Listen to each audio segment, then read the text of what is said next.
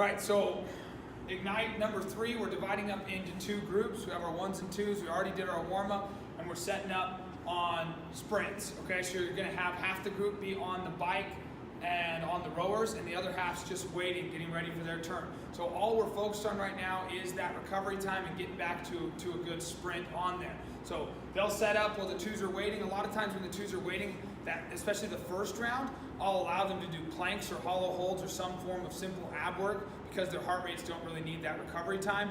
Afterwards, if their heart rates are recovering really quickly, I will let them in the coming rounds do some ab work as well. So they'll hop onto that, they'll go for their sprint. This particular round, we're gonna be doing a 20-second sprint.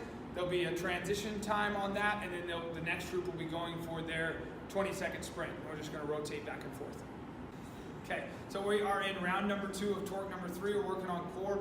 Our 1s are gonna be starting on the Bosu ball. So we're doing Bosu plank to push up. So we're starting in that plank position on the elbows. We want ankles and knees squeezed together, butt tight, and then we're popping up into that push-up position and then dropping back down.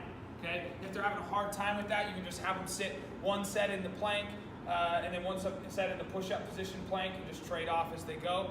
The 2s are going to be over here and TRX knee tucks. So remember on the knee tucks, it's a very difficult movement. It's hard to get into and it's hard to perform. So it is okay to have an alternate exercise available like TRX rollouts, for example.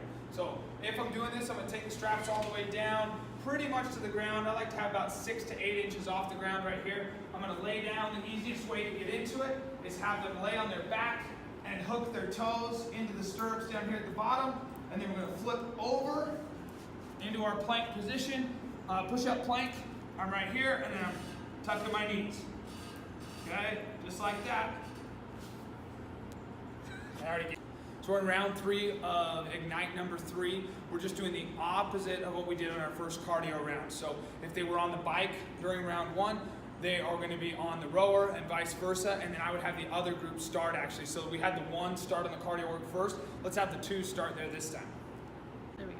All right, so we're in Ignite number 3, round 4. We're back to our core work. So my 1s are going to be starting on TRX rollouts.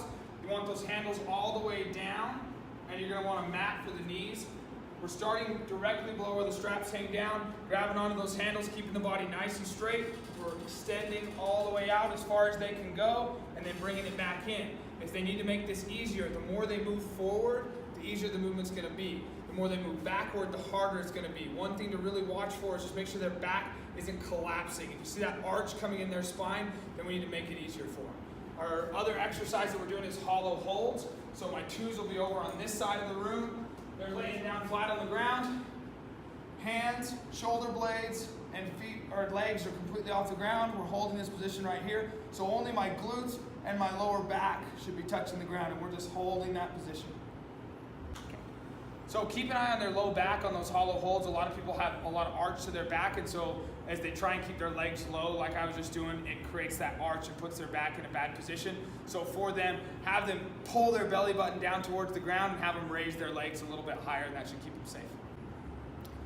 Okay, so in our final round on Ignite number 3, we're going back to the exact same cardio circuit that we did at the start. So have them switch again. So my 1s are going to be back on the cardio equipment, have them switch back to where they started. So if they started the day on the bikes, they're going to be back on the bikes. Started the day on the rowers, they're back there. Once they finish this round, then we're going to be going into our challenge round. So for our challenge round today, you're going to have a 6-minute challenge. So mid-range, you can pick whatever you want to on that. And then we're going to be finishing off the class with 3 minutes of breathing. So as soon as they finish the challenge, immediately have them just lay down on their backs and try and calm and get that heart rate down. On your breathing, good advice to give them is to have them either lay on their back or stomach, put their tongue on the roof of their mouth, and breathe into their diaphragm. So they're trying to fill their belly with air instead of breathing with their chest.